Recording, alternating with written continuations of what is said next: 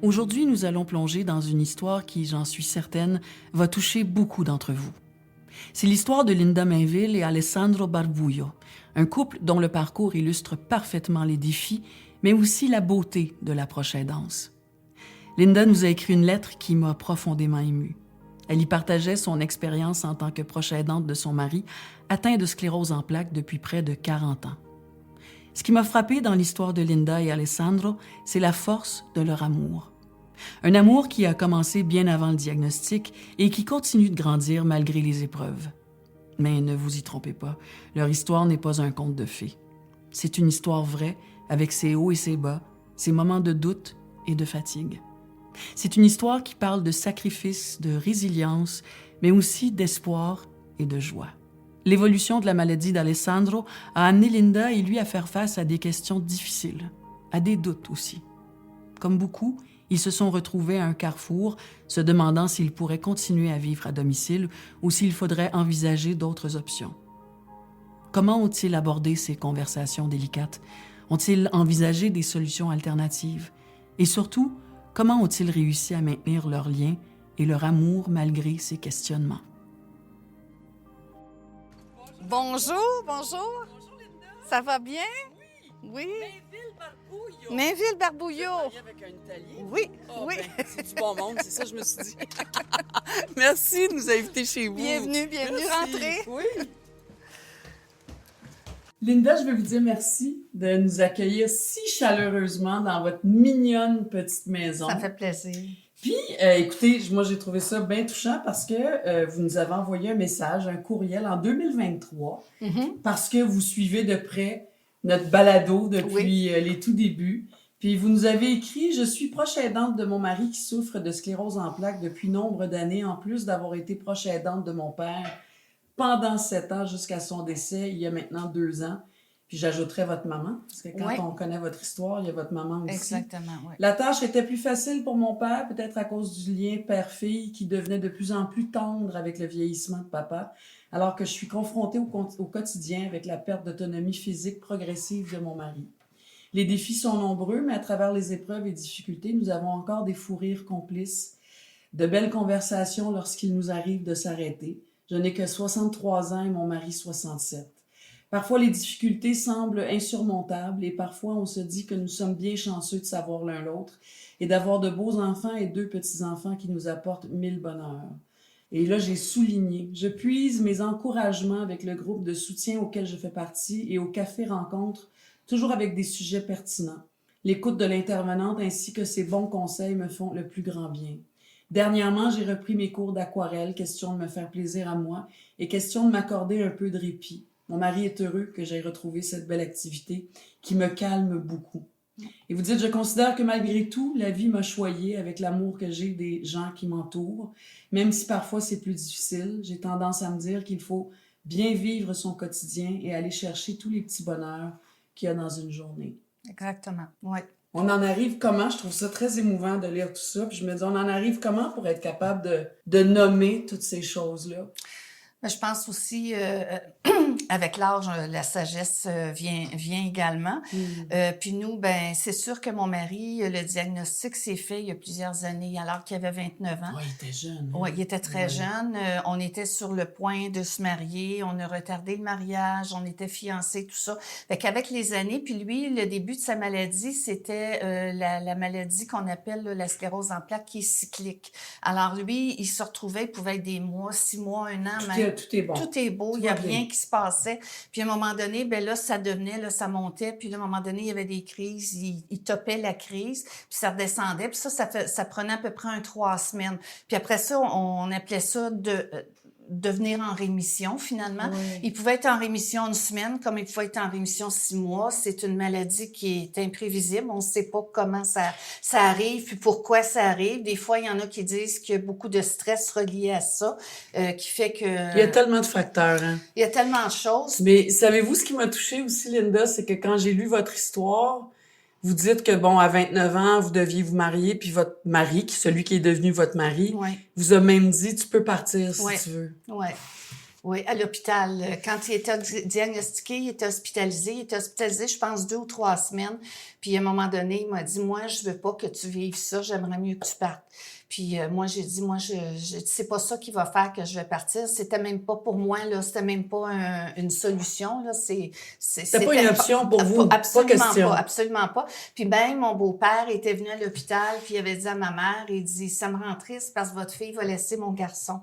Puis ma mère avait dit, ma fille, vous connaissez pas ma fille, elle ne sera pas pour ça. Puis c'est ça, j'ai décidé de le marier quand même. On a eu quand même des très belles années. On a voyagé, on a eu nos enfants, puis tout ça. Puis évidemment, ben l'âge fait qu'à un moment donné, la maladie prend un petit peu plus le dessus. Puis la forme cyclique, ça devient toujours éventuellement une forme progressive. Puis là, lui, ça fait peut-être une quinzaine d'années là, qu'il est dans la forme progressive. Puis ceux qui sont dans la forme progressive, des fois, peuvent avoir des up and down, comme il y avait dans le passé. Mais lui, c'est pas ça. C'est la forme progressive où est-ce que tranquillement, ça diminue tout le temps. Puis, il y a aussi le fait, parce que, on disait, il y a toutes sortes de facteurs, en fait. Oui. Le stress, les émotions, la vie, le quotidien, les épreuves. Oui. Et quand on fait le calcul, ça fait presque 13, 14 ans de ça que votre mari a perdu sa maman. Oui. Et ça a été un choc. Et vous, dans le calcul, vous dites, c'est à partir de là, il me semble que ça s'est mis j'ai vu que ça a commencé à progresser. Exactement, oui. Puis, vous l'avez expliqué, mais vous avez 2 enfants, vous avez élevé 2 enfants, là, vous avez une vie bien complète. Oui. Comment on fait comme, mettons, proche aidante, dans un premier temps? Là? Quand est-ce que vous avez réalisé dans votre vie que c'est un titre qui vous revenait, là, c'est un terme que vous deviez apprivoiser? C'est qu'à un moment donné, quand ma mère a commencé à avoir des problèmes de santé, elle a été diagnostiquée Parkinson, elle a commencé à avoir des problèmes de santé, elle a été hospitalisée une première fois parce qu'elle avait fait une chute à la maison, puis elle a été hospitalisée 2 mois à l'hôpital. Puis à ce moment-là, ben là, le médecin qui l'a pris en charge, qui est devenu son médecin par la suite à ma demande. Là, j'ai demandé qu'elle continue de suivre ma mère. Elle avait diagnostiqué un cancer de peau, un cancer de sein. Elle avait plein de choses, ma mère, qui n'étaient pas diagnostiquées, qui n'étaient pas sues. Puis finalement, ben par le temps qu'elle décède, ça a pris 2 ans. Elle a décédé au bout de 2 ans. Ben vous, c'est là que votre mission là que j'ai commencé. de proche aidante a commencé. Là. C'était avec votre mère d'abord. Oui, mais au début, moi, je voyais pas ça. Je m'appelais pas pour moi. J'étais pas une proche aidante. Je suis sa fille, c'est ma mère. Exactement. Je me disais, elle a besoin, que je l'amène au médecin. Ils ont besoin que je sois là avec eux parce que mon père oublie des choses. Il dira peut-être pas tout parce que mon père voulait cacher certaines choses. Fait que là, à ce moment-là, j'ai commencé à les accompagner comme ça, les rendez-vous médicaux, organisés pour avoir de l'aide au ménage de la maison, des choses comme ça. Puis c'est quand ma mère est décédée, puis que là, je me suis vue à reprendre mon père en main, qui restait seul, mais que depuis... Pendant 7 ans. Oui. Oui, puis là, j'ai vu qu'il était plus capable de rester seul parce que, le deuil, premièrement, de ma mère, puis à un moment donné, lui aussi a eu des problèmes là, cognitifs, là, pas cognitifs, mais plutôt moteurs de tomber et tout ça. Puis mon père s'est mis à faire du diabète, des petits problèmes là, qui finalement, à un moment donné, contrôlaient moins. Puis c'est là que je me suis dit, je pense que je deviens une proche aidante. Là. D'après moi, c'est ça, être proche aidant. Puis il y a eu un salon de proche aidant à Candiac à un moment donné. Oui. Puis j'ai participé à ça. Je suis allée voir, j'ai dit, je vais aller me prendre des renseignements, les différents organismes, qui peut peut-être m'aider, qui peut m'offrir de l'aide pour mon père ou quoi que ce soit. Mais vous avez ça, vous, hein?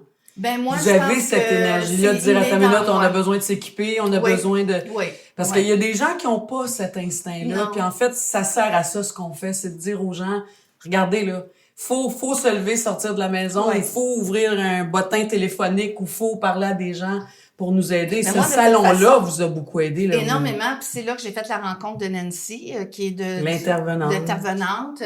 Puis c'est là, je lui ai dit, elle me dit, vous êtes ici pour quelle raison? J'ai dit, là, moi, je me sens dépassée. Là. Je viens de perdre ma mère. Là, je m'occupe de mon père. Et j'ai mon mari. Mon mari qui a la sclérose en plaques. Puis moi, à cette époque-là, j'avais pas encore pris ma retraite, mais je voyais que de plus en plus, mon mari avait besoin de plus en plus d'aide à la maison. Puis je me disais, peut-être va falloir que je prenne ma retraite plus tôt, il va falloir que j'arrête de travailler plus tôt que ce qui est prévu avec la commission scolaire, tout ça.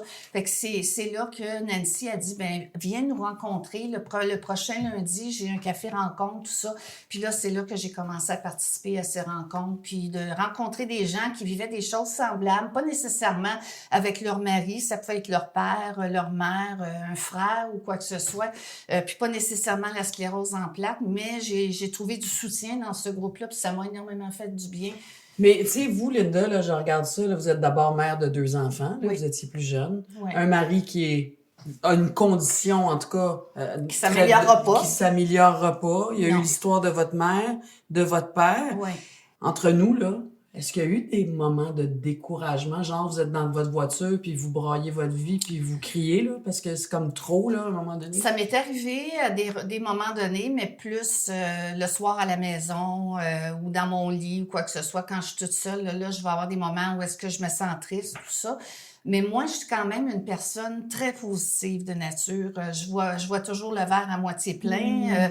Je vois toujours le meilleur des gens jusqu'à preuve du contraire. Puis même à preuve du contraire, je vais encore essayer de trouver le bon des personnes. Fait que je pense que ça m'aide énormément. Parce que si j'étais pas comme ça, je sais pas si j'aurais passé à travers tout ça, là. Puis avec mes enfants aussi, parce qu'avec mes enfants, je veux pas que mon fardeau, parce que moi j'appelle ça un fardeau à quelque part, parce que c'est lourd, là. Il y a des moments que c'est plus lourd que d'autres, puis il y a des choses qu'on raconte pas à tout le monde non plus. Puis comme je disais à ma sœur hier au téléphone, j'ai dit, moi c'est 24/24, mais je dis pas tout ce que je vois, tout ce que je vis, puis tout comment est-ce qu'Alex il va de moins en moins bien, tout ça. C'est pas que je veux cacher, mais je veux pas transmettre mon fardeau aux autres. Je me dis, ça, c'était mon choix à moi.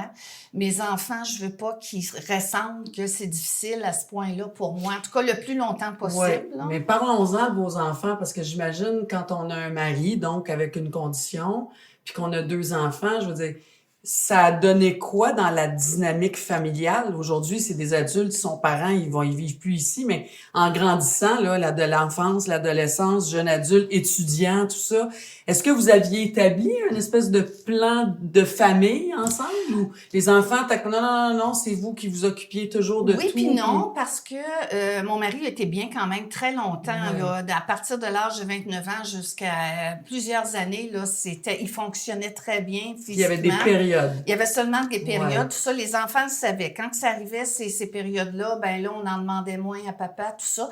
Mais nous autres, dans notre malchance, on s'est toujours dit, on était chanceux dans la malchance parce que moi, je travaillais.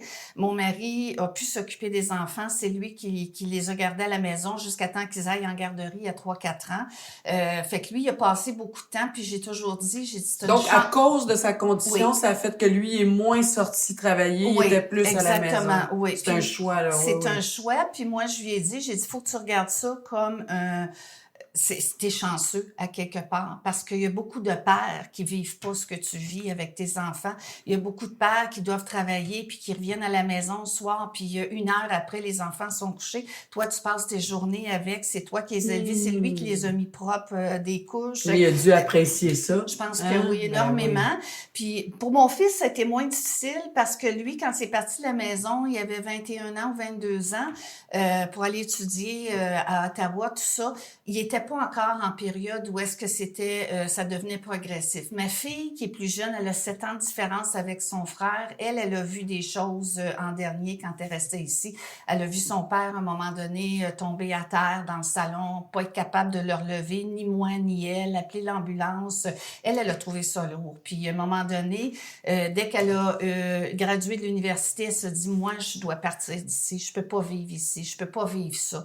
Puis, je lui ai dit que je comprenais que c'était son père, c'était pas son mari. Moi, je dois vivre avec lui. En fait, je dois vivre. C'est mon choix. Bien sûr. Puis à ce moment-là, elle a quitté la maison. Puis c'était préférable comme ça. Pas que je veux cacher à mes enfants, mais je me dis...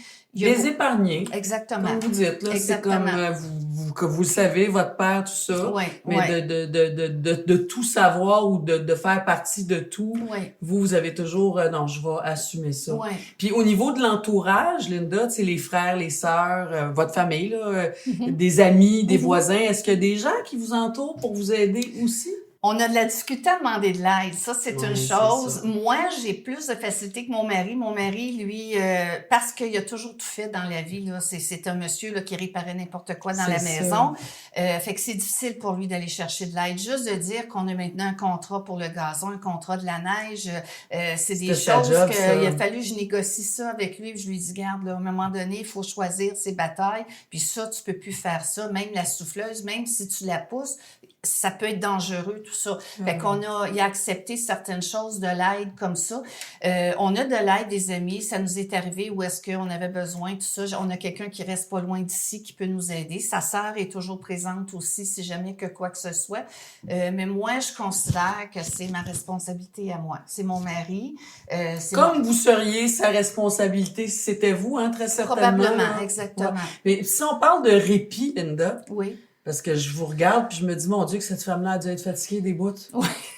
Hein? C'est vrai. Est-ce que vous vous permettez? Est-ce que vous avez appris à vous permettre des moments de répit? Puis Oui. je parle pas juste, oui, d'aller prendre un café avec une amie. Ben, je pense que votre mari est assez autonome pour Oui. dire, ben oui, elle va aller magasiner Oui. l'après-midi puis ça va être correct, là. Mais est-ce que vous vous êtes accordé au fil des ans? Parce que là, ça fait longtemps quand même, là, des moments de répit. J'ai commencé avec le groupe de Nancy. Une fois par semaine, j'allais là. Puis à un moment donné, j'ai rencontré à la ville, à la bibliothèque, j'ai rencontré une dame qui était à la résidence où mon père demeurait dans le temps qu'il était à la résidence. Puis elle m'a reconnue.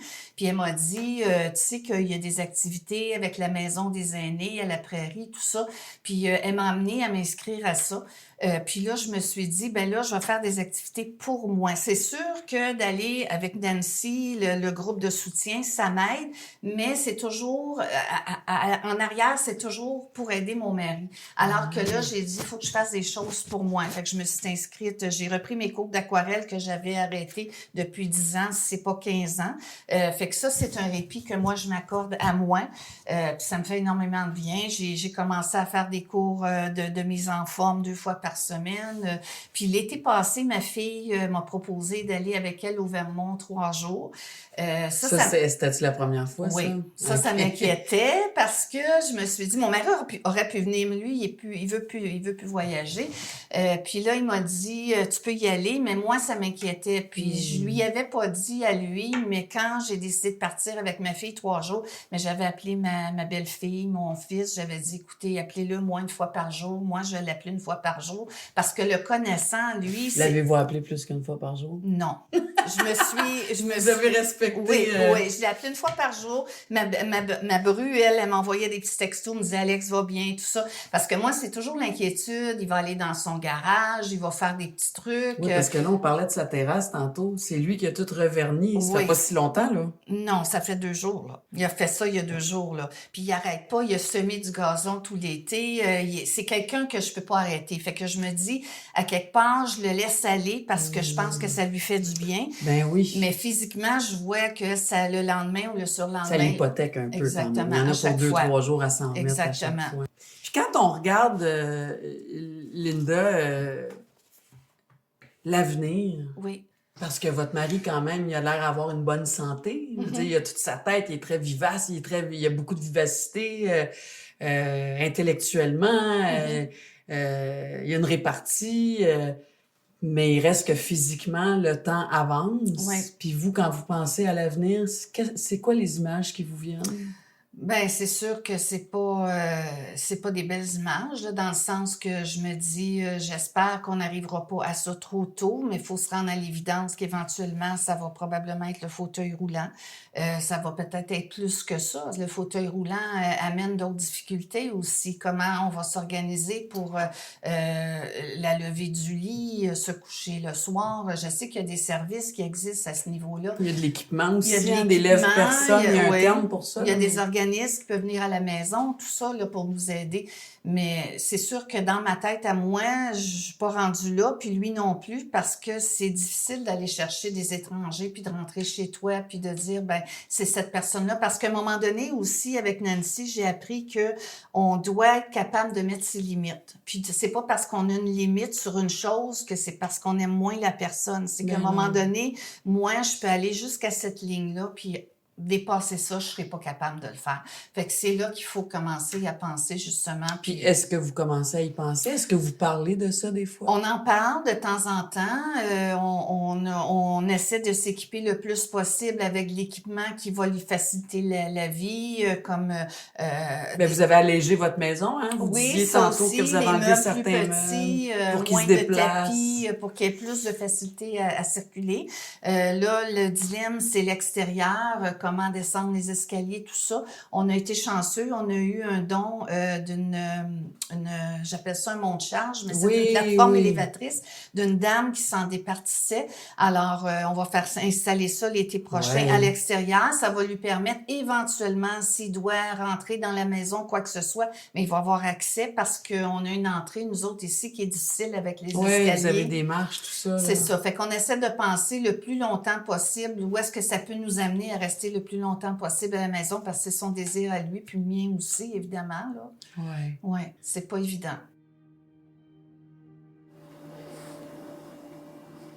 Tu t'es couché plus tôt hier, hein?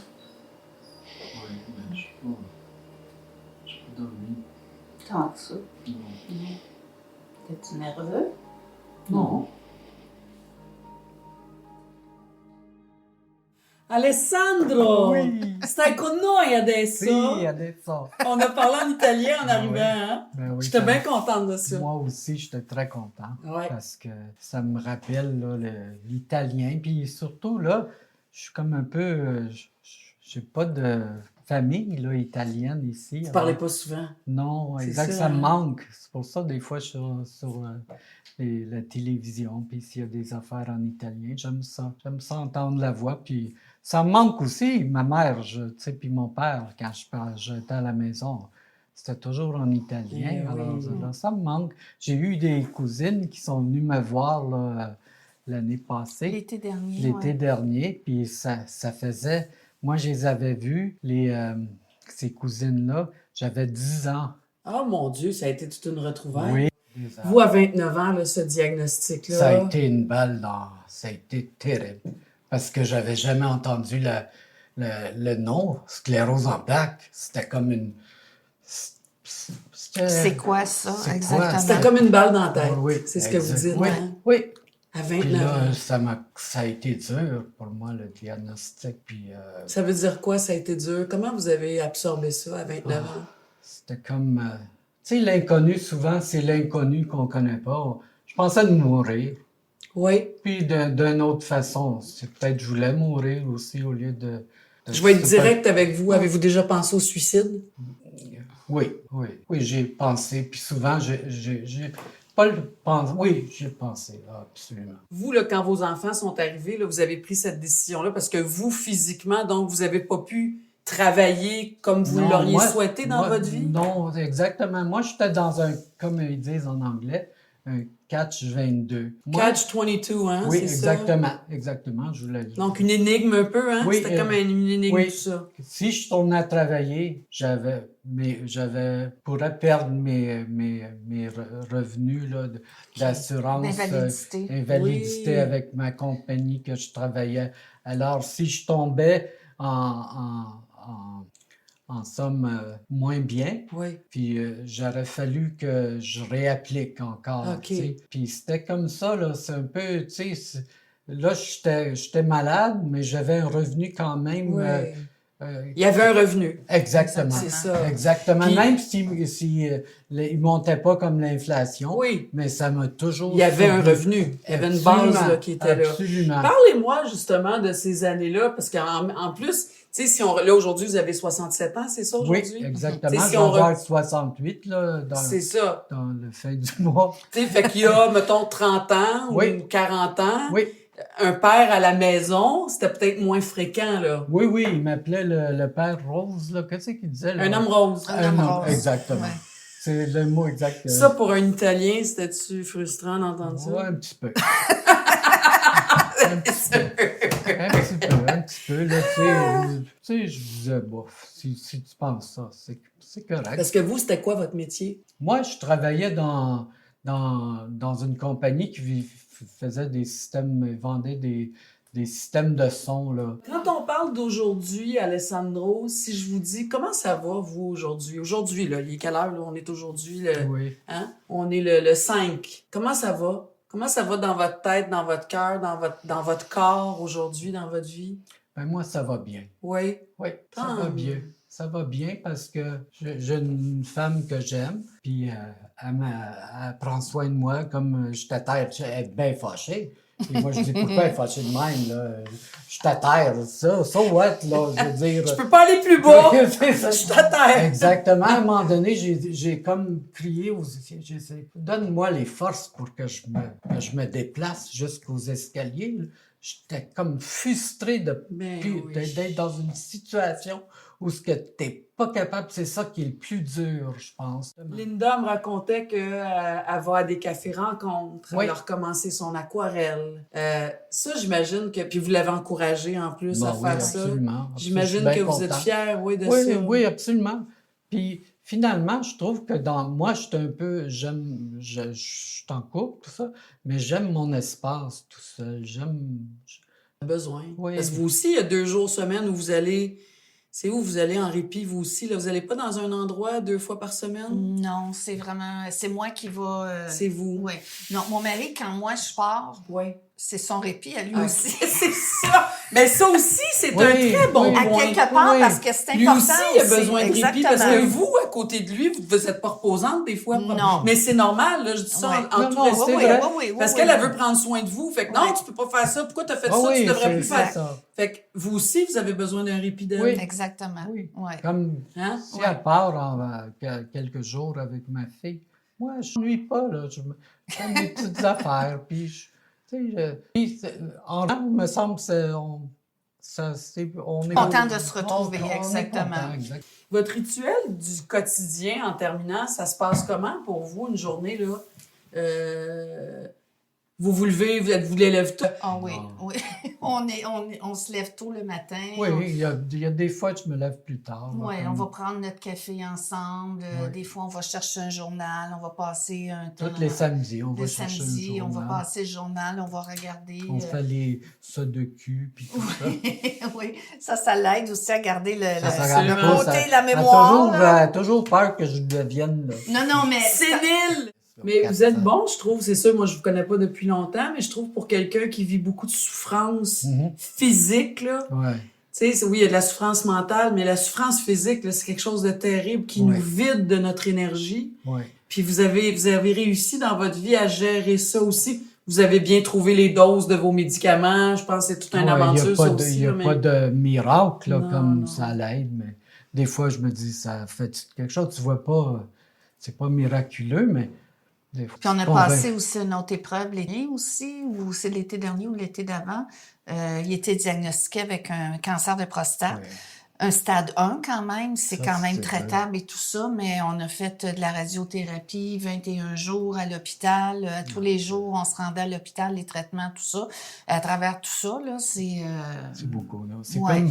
C'est comme C'était, des fois, tu te dis, là, tu veux Ça juste... suffit, là. Je suis très émue depuis le début. Je sais pas si vous me voyez, là, mais Ouais. je trouve ça très, très émouvant de vous écouter. Puis je trouve ça aussi très...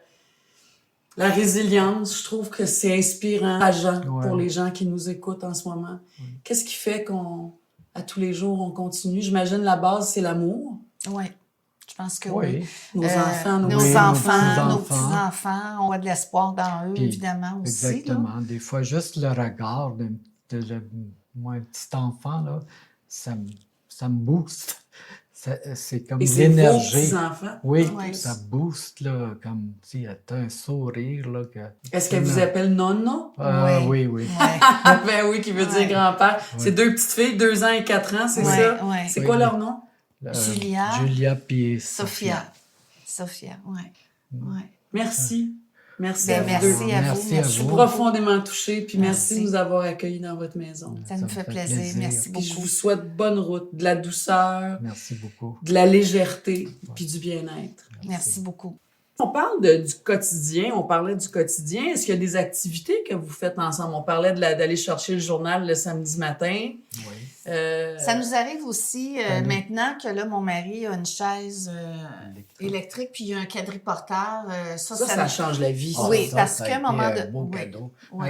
Un beau cadeau oui, un beau cadeau dans le sens que c'est le gouvernement qui fournit ça, là, les quadriporteurs, tout ça, mais ça a changé là, Votre un vie? plus, oui, pour aller au cabanon, puis tout ça, là.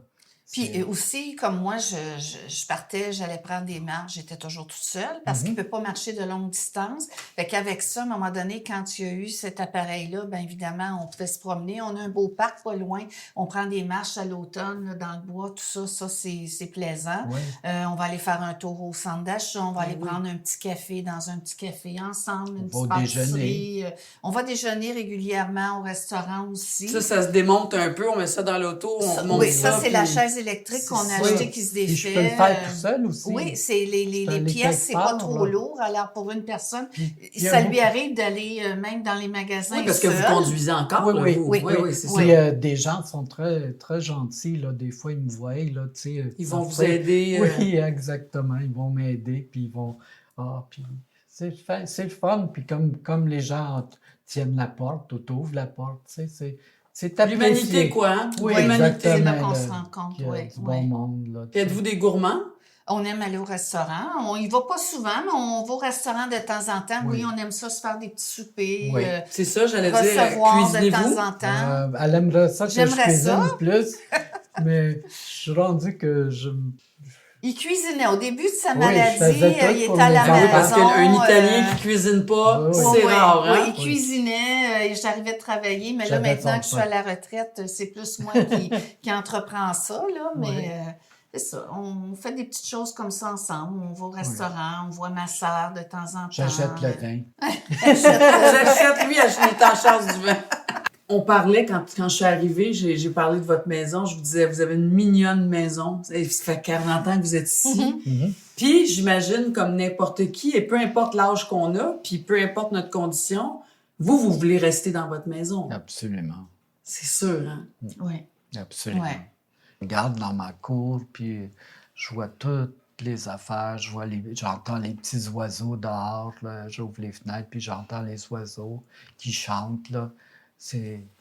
Et dis-moi, je n'irais pas sur un balcon de béton ou quoi que ce soit. C'est sûr que pour lui, c'est important d'être dehors, d'être dans la cour. On n'est quand même pas à la campagne, mais on a quand même Non, un j'aime... terrain et tout. Là, ça, Ben, c'est votre important. vie. Oui. C'est Exactement. toute votre vie. Nos Vos enfants ont enfants été ont été élevés. élevés. C'est ça, on dit la même chose. Été élevé C'est ici, toute tout. votre vie. Ouais. Oui, absolument. Ouais. Puis c'est ça aussi, hein, ce qu'on souhaite par rapport à notre système de santé, puis ça nous amène aussi à l'approche aidance, c'est que l'avenir de notre système de santé, c'est de garder le monde chez eux. Ouais. Puis de toute façon, c'est ça que le monde veut. Ouais. Oui. Hein? Peu importe Oui. notre maladie, on a un Absolument. rhume, on veut être chez nous, on veut être dans nos affaires. Ben oui. Hein? Fait que ça, on y tient beaucoup, évidemment. Puis nous, on a Ouais. été quand même bien épaulés par l'ergothérapeute au CLSC. Ouais. Monsieur Lapointe a été beaucoup dans notre dossier pendant 3 ans, nous a Parlons-en. aidés pour essayer de voir à réaménager Ouais. la maison de façon sécuritaire. Puis des fois, comme il nous expliquait, ça part de petites choses tranquillement, puis vous vous amenez à ça. Vous n'êtes pas obligé de tout faire en même temps. Alors, on y va étape par étape. On essaie de voir le plus loin possible où est-ce qu'on peut se rendre, tout ça. Fait que ça nous a donné de l'espoir aussi, ce monsieur-là. Puis tu as aussi une intervenante qui vient aux 3 mois jaser, juste pour jaser avec nous. Comment Prendre ça un va? café, comment ça va, puis tout ça. Ça fait du bien aussi parce que lui, finalement, a pas le groupe d'entraide que moi j'ai.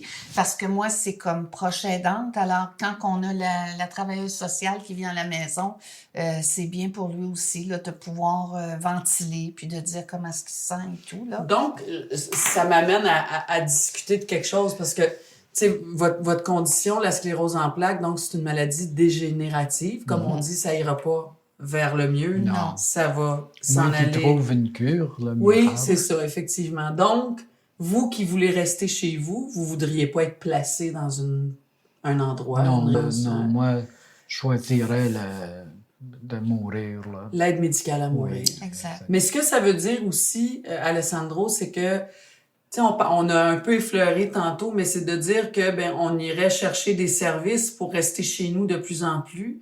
Donc, on pourrait avoir des intervenants qui viendraient, infirmières, va venir vous donner votre douche, votre bain au quotidien ou aux 2 jours. Donc, c'est quand même quelque chose auquel il faut réfléchir. On peut pas juste dire non, non, non, non, non, parce qu'en même temps, si vous voulez rester chez vous, Oui, oui, faut apprivoiser l'idée Absolument. qu'il y aura des gens qui vont venir parce que vous allez avoir des services. Il y en a des services. Oui, il y en a Oui. des services. Fait que ça aussi, il faut apprivoiser cette idée-là. Mais Oui. l'attente est longue aussi pour les services. Hein. Quand on commence à faire les démarches, tout ça, ça se Que fait vous pas. avez déjà commencé. Oui, oui, nous, ça fait déjà un bon bout de temps. Puis au moins, on a, comme on nous dit toujours, dès qu'on a un travailleur social dans le dossier, c'est la porte d'entrée. Oui, Alors, c'est ce c'est qu'on veut, c'est notre important. allié. Exactement. Exact. Notre Dès qu'on allié. a quelqu'un comme ça dans le dossier, mais là, elle va nous enligner vers un ergothérapeute. Elle, s'il c'est faut. votre porte-parole. là. Exactement. Puis des équipements, si jamais qu'on a besoin d'équipements ou quoi que ce Donc, soit. il faut accepter faut penser à ça. Oui. Puis sinon, on va être pris, là. On va faire Exact. face à un mur à un moment Oui. donné. Exact, oui. Ouais, Ouais. absolument. Penser à un lit d'hôpital éventuellement. C'est C'est toutes ça. des choses que on veut pas nécessairement, mais qu'on se Il dit... faut en parler, Il faut en bien parler, sûr. puis il faut être à l'évidence de ça, puis il faut se dire, ben on s'en va vers ça, puis quand on sera rendu là, ben il va falloir le faire si c'est ce qu'on veut rester ici Fait que le vous, plus vous êtes longtemps déjà possible. là-dedans, là. Vous avez déjà parlé de ça. Vous êtes Ouais. déjà dans ce cheminement-là. Oui, ça fait un bon 2 ans avec M. Lapointe, on en Ouais. parle régulièrement et tout, là. Ouais. Puis vous aussi, vous apprivoisez ça, c'est normal, là. Il faut. Moi, j'avais dit en face, là, mais il y avait peut-être un peu de vérité. Je dis, moi, je vais aller rester dans le sous-sol, je peux pas monter. C'est ça. Je vais m'arranger, comme en anglais, ils disent a man cave. Oui, c'est... un man cave. Je m'en vais dans le cave. Ouais. Je m'en vais dans le cave. Il dit, si je suis plus capable de faire les escaliers, je vais aménager le sous-sol Absolument, avec ça a du une sens. douche. Je vais avoir accès à mon garage, sortir de la maison. Je ferais pareil comme vous. Je suis bien d'accord. Oui, Merci. ça fait plaisir. Merci beaucoup. à vous. Merci beaucoup. Ça y est, moi je m'en vais, là. Oh non, je vais prendre une photo. Ben oui, on veut prendre une photo ensemble. Pour mieux comprendre les défis auxquels Linda et Alessandro ont été confrontés, j'ai rencontré Nancy Gilbert, une intervenante dévouée du Centre de bénévolat de la Rive-Sud. Nancy travaille quotidiennement avec des proches aidants et possède une perspective unique sur leur réalité. Nancy nous rappelle que chaque parcours de proche aidance est unique, mais qu'il existe des ressources et des stratégies pour aider les couples comme Linda et Alessandro à naviguer dans ces eaux tumultueuses. Son témoignage nous plonge au cœur des réalités vécues par les proches aidants. Nancy partage avec nous non seulement l'importance du soutien professionnel, mais aussi les petites victoires et les grands défis qui jalonnent le parcours des proches aidants. À travers son expérience, elle nous aide à comprendre comment des intervenants comme elle peuvent faire une réelle différence, particulièrement lorsque les proches aidants font face à des décisions cruciales, comme celle qu'ont dû prendre Linda et Alessandro. Nancy Gilbert, bonjour. Bonjour Marina. Je suis très contente de vous rencontrer. Moi aussi. Intervenante. On est présentement au Centre de bénévolat de la Rive-Sud, Oui. donc on est à Candiac. Oui. Et c'est incroyable, vous êtes un des plus grands centres donc d'action Oui. bénévole au Québec, 20 Oui. employés. Oui. Puis là, je veux nommer la liste. Là. Oui. Montérégie, Brossard, Candiac, Carignan, Chambly, Delsun, La Prairie, Sainte-Catherine, Saint-Constant, Saint-Lambert, Saint-Mathieu, Saint-Philippe, Longueuil. Oui. Incroyable. Oui. Quasiment toute la Montérégie. C'est ça. Puis Oui. beaucoup de services, Oui. transport, pas roulante. D'ailleurs, j'ai vu quelques-uns Oui. de vos employés. Là. Oui. Visite d'amitié, aide à l'impôt. Parlez-moi un peu de quand on dit transport. L'accompagnement transport, c'est des bénévoles qui vont accompagner les bénéficiaires à leurs rendez-vous médicaux. C'est Alors, ça. c'est vraiment un accompagnement. C'est pas seulement du transport. C'est vraiment des personnes qui ont besoin d'être accompagnées, avoir une personne avec eux, qui vont faire en sorte qu'ils se sentent en sécurité à leurs C'est rendez-vous médicaux. Alors, ils vont les chercher à la maison, vont aux rendez-vous médicaux, les ramènent à la maison par la suite. Pas de roulante. Oui, la popote roulante qui gagne en popularité là, de plus en Les plus. besoins sont immenses. Les hein. besoins sont immenses. Alors, on livre les repas chauds et on a la possibilité aussi d'avoir des repas congelés maintenant qu'ils Exact. peuvent commander, mettre dans leur frigo.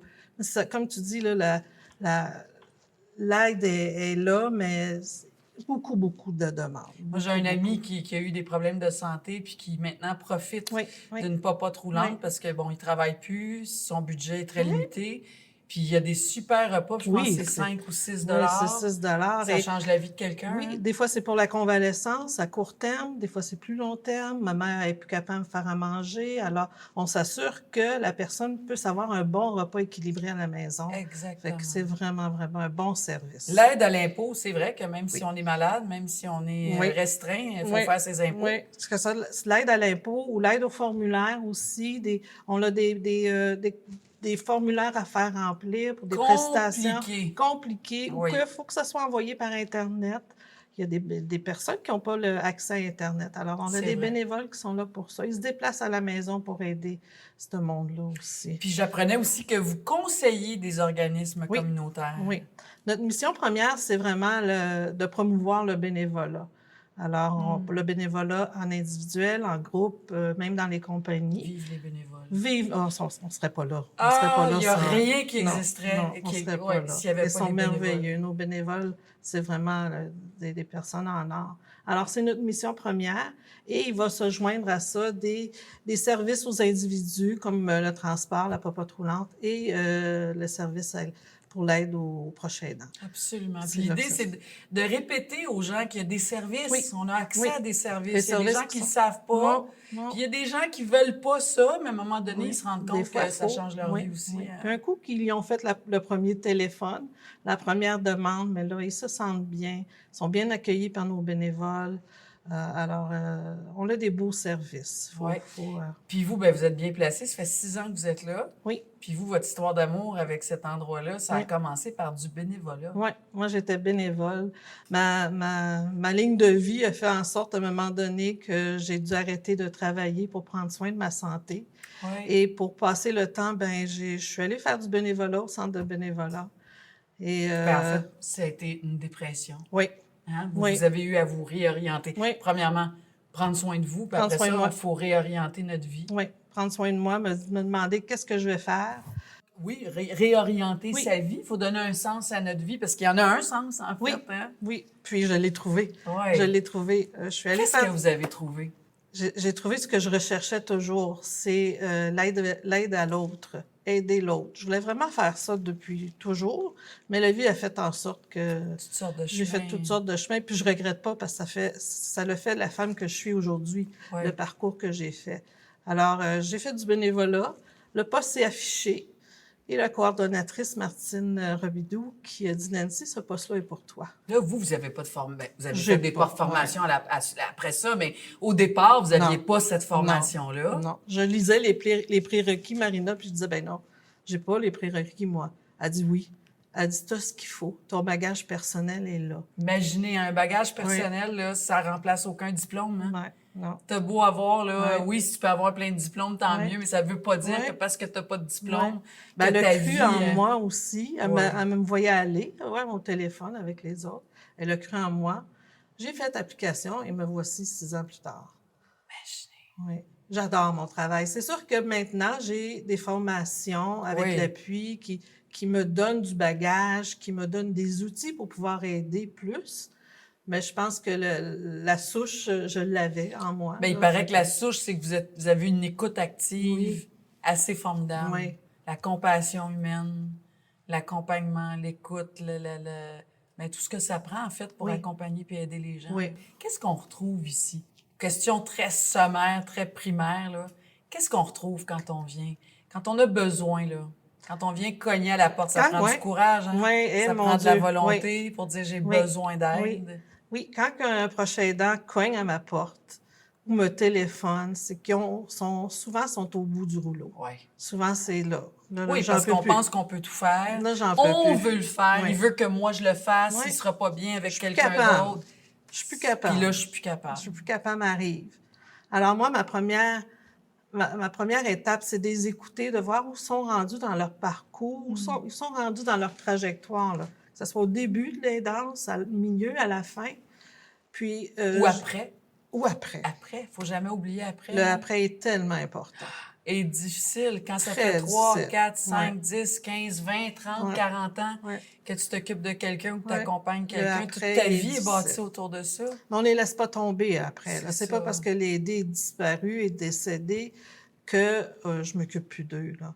Je les accompagne dans leur parcours aussi. Il y en a qui n'ont pas besoin, puis on les respecte là-dedans. Oui. Mais la majorité ont quand même besoin d'être accompagnés parce que là, ils se retrouvent avec 24 heures à qu'est-ce que je fais de ma vie maintenant? Je suis qui, moi, là? Parce qu'ils vont s'oublier. C'est ça, la majorité du problème des proches aidants, c'est qu'ils s'oublient. Ben oui. Dès qu'ils embarquent dans leur parcours d'aidance, là, ils vont oublier leur passe-temps, ils vont oublier leur travail. C'est que l'aider fait partie de leur vie et c'est ça l'erreur. C'est ça l'erreur qu'ils vont faire.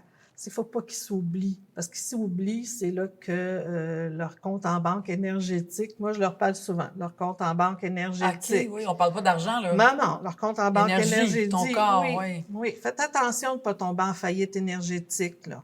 C'est ça Facile, qu'on hein? C'est facile. Alors, il faut remettre autant d'énergie en nous que nous on donne à l'autre. Puis il faut s'aider si on veut bien Ouais, aider ouais, l'autre. Hein? ouais. Parce que si on n'est pas équipé, on peut pas porter tous ces chapeaux-là. On peut pas, non. Tu sais, de chauffeur, d'infirmière, Ah, de c'est nutritionniste, d'ergothérapeute. Il y a tellement de choses à voir puis à faire. C'est impossible. Puis Ouais. ils veulent essayer. Ils veulent beaucoup, beaucoup. C'est le vouloir, mais à un moment donné, le corps lâche. Tellement. Le corps va lâcher avant le reste. Puis là, je leur demande souvent, si vous tombez malade, qui va s'occuper de votre aidé? Qu'est-ce qui va arriver? Alors, c'est là que la lumière allume puis ils disent, OK, je dois prendre soin de moi. Mais en même temps, c'est accompagné de beaucoup de culpabilité. Eh mon Dieu! Je peux pas faire ça. La fameuse culpabilité qui, ouais, je peux pas le faire. J'aurais donc dû être là. Alors, on parle beaucoup des émotions. Quand je parle de on, parce que j'ai une collègue qui fait le même travail que moi au Oui. de service de Chambly. Puis, on travaille beaucoup ensemble, Katia et moi, et on montre des cafés-rencontres et des formations. Alors, on leur mentionne aussi les émotions que vous vivez. Il ne faut pas les enfouir en vous, hein, parce qu'à un moment donné, ça va sortir puis ça va exploser. Fait qu'on les amène à prendre soin un peu plus d'eux, tranquillement, pas vite. C'est des étapes, que ce soit avec les rencontres en psychosocial et en individuel qu'on fait par téléphone au bureau, les cafés-rencontres qu'on fait Parlez-moi, aussi. le café-rencontre, ça Oui. se passe comment? C'est un lieu, une salle communautaire? Oui. Il y a des petits sandwichs puis du café? Je Oui. veux dire, c'est quoi le... On aimerait ça, avoir des petites sandwichs Ouais. et du café. Il y a du café, Oui, peut-être? du là? café, Oui, c'est ainsi, c'est plus de l'eau froide, des limonades. oui. Alors, ça se fait 2 fois par mois. C'est des cafés-rencontres qu'on va aborder des sujets différents. Puis c'est vraiment à leur choix. Ils sont pas obligés de venir. Ils viennent selon le sujet qui les Il y a intéresse. des thématiques, Il y a j'imagine. des thématiques. La semaine prochaine, on va parler de l'Alzheimer, Oui, des oui, étapes. oui. Là, la semaine prochaine, on va parler de la culpabilité, de Oui, vos besoins, ok. de vos limites, d'identifier vos limites, les respecter aussi les limites. Alors, c'est des cafés-rencontres, c'est vraiment, on est à peu près une vingtaine, les proches aidants viennent. Et c'est aussi, Marina, la meilleure façon de briser l'isolement. Silence et isolement, c'est l'ennemi. Hein? Ouais, Faut des pas points. s'isoler, faut Ouais. pas être seul. Souvent, je leur dis, là, venez parce que vous allez entendre. T'es pas obligé de parler. Oui. Il y en a qui écoutent seulement, ils vont écouter juste de jauger. écouter. C'est ça. Juste hein? écouter. Il y en a qui vont dire, ah, je vais y aller, je vais essayer, puis ils reviennent tout le temps.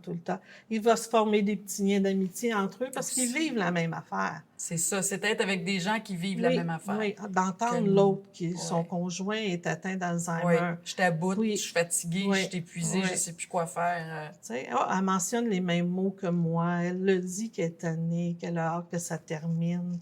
Alors, c'est vraiment, je leur dis, moi, je suis là pour chapeauder, mais ils vont chercher le plus entre eux autres. C'est là où ils vont aller chercher beaucoup plus.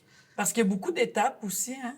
Il y a de faire le constat d'une situation. Après ça, il y a la maladie, oui, les soins. Puis il y a des situations où ça arrive à un placement. Oui. Il faut placer la personne. Il faut apprivoiser toutes ces Oui. étapes-là, en fait. À hein. l'hébergement. Oui. Oui, aux pensionnés. Dans la formation que nous donnons, qui s'appelle Aider sans s'épuiser, on passe au travers de tous les termes et on vient à l'hébergement. Il faut se préparer à ça. Nous autres, on les emmène à se préparer à ça aussi. Des fois, je leur dis, vous n'allez pas aimer ce qu'on va dire, Comme Ou- quoi, par exemple, Nancy? Ben, il va y avoir une fin. Ouais. Préparez-vous à la fin. Mettez-vous pas la tête dans le sable. Il va y en avoir une fin. Fait que souvent, il y en a qui n'aiment pas Je ça. ne veux pas entendre Non. ça. Alors, il faut les amener à se préparer à ça. Et des fois, c'est difficile. Il y en a qui sont plus ouverts à d'autres, mais il faut les amener vraiment à cette éventualité-là. Que oui, je vais peut-être être obligée de placer mon conjoint. Ou Parce mon que enfant. oui, ou mon enfant. Ouais. Trouver un hébergement. Ouais, ouais. Toute cette réorganisation-là de vie, en fait. Hein. Ouais. Quand je leur mentionne, c'est quoi votre limite? Vous êtes prête à aller jusqu'où avant de penser à l'hébergement? Alors, c'est d'identifier nos limites. Moi, je suis capable d'aller jusqu'à temps que mon mari soit aux culottes d'incontinence. Je ne serais pas capable de faire ça, moi. Fait qu'on passe par des différents sujets, des fois qui sont peut-être tabous, mais il c'est faut sûr. en parler. Il faut le faire. Faut le faire. Si je vous parle de Linda Mainville, Oui. qui vous connaît ou qui vous fréquente depuis quoi, les 5 dernières années ou Oui. presque? 2019. 2019. Oui. Fait qu'elle, c'est quand même incroyable son histoire. Un mari Merveille. avec la sclérose en plaques depuis Oui. l'âge de 29 ans. Oui. Alessandro, il a aujourd'hui 67 ans. C'est tout un chemin de vie. Tout un chemin. Elle nous a quand même dit qu'il y a eu plein de belles périodes de Ouais. leur vie, mais là, ils arrivent à une étape à presque 68 ans où on dirait que depuis 14-15 ans, ça a vraiment commencé à C'est décliner plus difficile. Ouais. plus clairement. Ouais. Quand Linda est arrivée chez vous la première fois, Moi, je me souviens encore. ouais. Je me souviens encore de notre première rencontre. Linda était proche aidante pour son papa. À À l'époque, l'époque. mère avant, père, Oui. puis après ça, ben, Oui. tout au long, le mari Oui. aussi. Là. Papa qui était rendu pas mal à la fin de sa vie. C'était un gros parcours aussi, un gros morceau pour elle, son papa. Puis elle, ça a passé par le salon des proches aidants, c'est ça, à Candiac, hein? Oui. C'est comme ça là, que ça a Oui, ouvert ses c'est comme yeux. ça qu'elle a découvert qu'il y avait des services qui étaient offerts pour elle. Alors, elle a embarqué tout de suite, là, elle m'a téléphoné la semaine suivante. Elle a suivi la formation. Je me souviens le premier jour qu'elle a suivi la formation, c'était très difficile. La culpabilité pour Linda, c'était un gros, gros morceau. Elle a fait un cheminement immense, Linda, maintenant. Elle a compris qu'elle doit prendre soin d'elle pour pouvoir continuer. Parce que là, elle avait son papa, son conjoint. Sa mère, avant ça, ça avait Oui. été plus court, ça a été sur 2 ans. Oui. Mais son père, 7 ans. Oui, oui, quand même. Quand Puis même. le mari, là, Oui. à travers toutes ces Le années-là. mari, Puis oui. les enfants, ils ont Puis 2 oui. enfants. Oui, puis continuer. Là, elle a pris sa retraite. Mais elle travaillait aussi à travers au ça. travers de tout ça. Alors, je pourrais dire que Linda est arrivée vraiment épuisée. Elle avait frappé le Beaucoup mur. d'émotions, hein. Beaucoup, beaucoup d'émotions. C'était là. Beaucoup, beaucoup d'émotions. Alors, on a travaillé ensemble. Mais là, je vous demande, je veux pas rentrer dans l'intimité, mais Oui. quand quelqu'un arrive chez vous comme ça, là, puis on pourrait dire là, que cette personne-là s'effondre quasiment dans vos bras, là, on prend ça par quel bout, tu sais? Je pense que de juste laisser pleurer, déjà, Oui. de vider ce sac-là, S'il y a des larmes, on laisse les larmes la venir. présence, juste Parce la que souvent, présence. c'est un trop-plein, là. C'est un trop-plein. Puis là, ils arrivent devant nous, ils vont s'asseoir, puis ils vont dire « Enfin, il y a quelqu'un qui est là pour m'écouter. Oui, parce que même, j'imagine, là, en général, ça doit être comme ça, mais même Linda, là, elle semble avoir protégé ses enfants Oui. tout au Oui. long de sa vie Oui. aussi. Hein? Oui. C'était elle voulait pas Non. qu'ils embarquent dans ce fardeau-là. Non Puis, plus. Puis ils vont mentionner, ils vont dire des choses qu'ils n'osent pas dire ailleurs. Alors ça, c'est de Se savoir- donner le droit de dire ces choses-là, Se donner le droit de dire, là, j'ai peur, ou je suis tannée, Oui. ou j'en peux plus. Oui. Alors, ils vont se donner ce droit-là. C'est vraiment notre premier objectif, c'est de les écouter. Mm. Après ça, on va regarder ensemble. Vous êtes rendus où? Qu'est-ce qu'on peut faire? Tu as besoin de quoi aujourd'hui, maintenant? Pas demain. Aujourd'hui, tu as besoin de quoi? Puis j'imagine, Nancy, que les gens, ils savent même pas de quoi ils ont non. besoin au Ben départ. non, quand hein. on leur demande ça, Oui. là, c'est des... Je sais pas. Je sais pas. Je sais pas parce qu'ils vont s'oublier. Ouais. Ils vont s'oublier. Ils vont savoir qu'est-ce que l'aider a besoin. Mais ils ne sauront pas qu'est-ce qu'eux ont besoin. Ouais. Alors, on essaie de virer ça de bord. Puis, je vais leur mentionner aussi que je veux pas que vous arrêtez d'être un proche aidant. Mais non. Mais je veux que vous soyez un proche aidant en santé. Équipé. Oui. Avec avec des un outils. beau coffre d'outils C'est bien ça. rempli. C'est ça, je pense que c'est comme ça qu'il faut le voir, hein, c'est Oui. d'avoir un coffre d'outils. Oui. C'est ça, aller chercher Oui. de l'aide. C'est pas Oui. être moins là, Non. c'est d'être mieux équipé. Oui. Puis en fait, je me rends compte aussi au fil des ans, parce qu'on est rendu à notre 4e saison, mais de donner ce coffre à outils-là, le fait que ça dégage à certains niveaux, il y a une meilleure qualité Oui. de présence l'un à l'autre Oui. aussi. Hein? On n'est pas dans la liste d'épicerie de médicaments. Non. En tout cas, la liste est tellement Oui. longue, mais qu'on peut avoir une Oui. présence beaucoup plus riche auprès de la personne puis passer du bon temps Oui. ensemble. Oui. Puis le coffre d'outils est rempli quand ils ont terminé la formation, quand ils viennent au café rencontre. Puis ils vont aller chercher l'outil qu'ils ont besoin au moment qu'ils ont besoin. Des fois, ça peut être dans un mois, un an, mais ils savent, il me semble que j'ai quelque chose, moi, là, pour passer au travers de cette épreuve. Travailler en amont, Oui. voir venir les choses, hein? Préparer les étapes, puis Oui. puis parler. Il y a des sujets qui sont tabous, Oui. puis il y a des sujets qu'il faut oui. aborder, puis qu'on Oui. sait pas comment, puis on veut pas. Les familles ensemble, Ah oui. hein? Comment vivre ça en famille, Oui. se partager les tâches, Oui. ou est-ce que c'est possible Oui. ou pas du tout? Comment demander de l'aide. Il y en a qui n'osent pas demander, ils veulent pas déranger. Alors, on les emmène là-dedans. C'est difficile parfois. Il faut casser, il faut répéter. Mais là, je te dirais que la majorité y arrive. La majorité, ils vont y arriver. À Mais leur rythme. faut s'aider, faut Oui. que quelqu'un nous aide à Oui, le faire. à leur rythme, à eux. Ouais. Ils vont y arriver.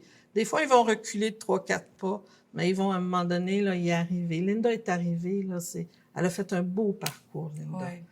Elle sait maintenant qu'elle a des outils pour l'aider. Elle sait que je suis au bout du téléphone, si elle a besoin. Elle sait que je suis là pour l'aider. Vous êtes un peu comme une marraine, hein? Oui, C'est comme un une peu. marraine, veut Ouais. pas, Tu sais, là, maintenant, elle prend des cours d'aquarelle. Oui, elle a sait- repris. Oui, Elle dit oui, que c'est c'était une merveilleux. dizaine d'années où elle avait Oui. pu toucher à ça. Puis son mari l'a encouragée Oui, aussi. oui. Alexandra aussi est content Oui. pour elle. Oui, fait Puis que... tantôt, on riait parce qu'on disait, quand elle a un moment de répit, ben lui aussi, il y en a un. Ben oui. Parce que ton aidant, là, Mm. quand t'es un aidé, là, Oui. celui qui a besoin, c'est lourd aussi Ah, de, oui, de, oui. de, de sentir que, tu sais, tu te sens comme un fardeau. Il nous l'a dit, Alexandro, tu sais, que... Le fardeau. Oui, Oh. qu'il voulait pas être un fardeau, qu'il l'était un fardeau. Ouais. Qu'il- Même au début, quand il devait se marier, il avait même dit, Ouais. va-t'en, je veux pas que tu vives ça.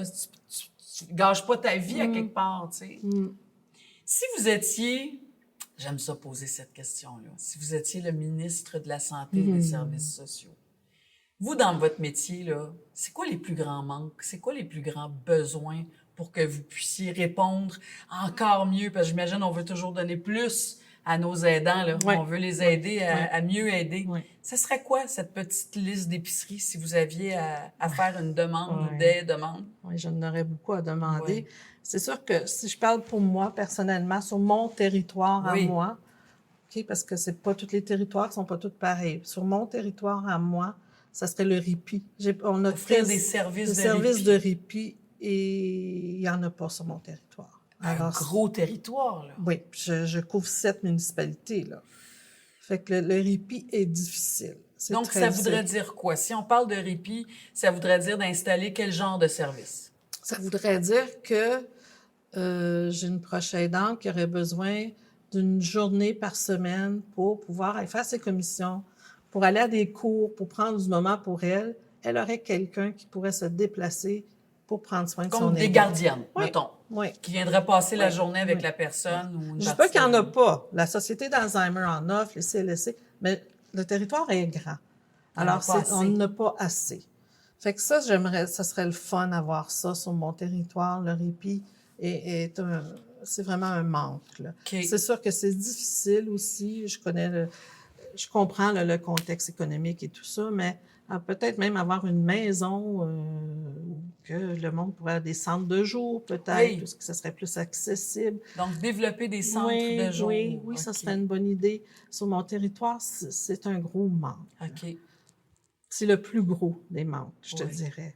Le reste, c'est sûr que On s'arrange. il y a des listes d'attente un peu partout, mais on s'arrange. J'aimerais aussi que les proches aidants se reconnaissent plus comme proches aidants. Donc, d'assumer ce Ouais, titre-là. Ça, ouais. on n'assume pas ça. Ben, Ben non, Seigneur. je suis sa femme. Ben non, je suis sa mère. Ben non, c'est mon mari. Ben non, c'est ma ouais. sœur. Ben non, je suis pas proche aidante, Nancy. Je fais juste aider mon conjoint à s'habiller le matin, à prendre son bain. Ben oui, vous êtes une proche aidante. Là. sais, c'est de se reconnaître comme proche aidant, puis de savoir qu'il y a des services qui sont là pour eux, qu'on est là pour les aider. Donc ça rejoint votre travail, Ouais. d'arriver à aider les gens à Ouais, un accepter petit peu, ça. ouais. Mais si je parle de service, OK. tu sais, on parle de répit, là. Pour Ouais. vous, là, ça serait le plus gros. C'est le on plus vous donnait gros. on vous donnerait des lieux de répit, là. Pour vous, c'est bingo, là. Ça serait bingo.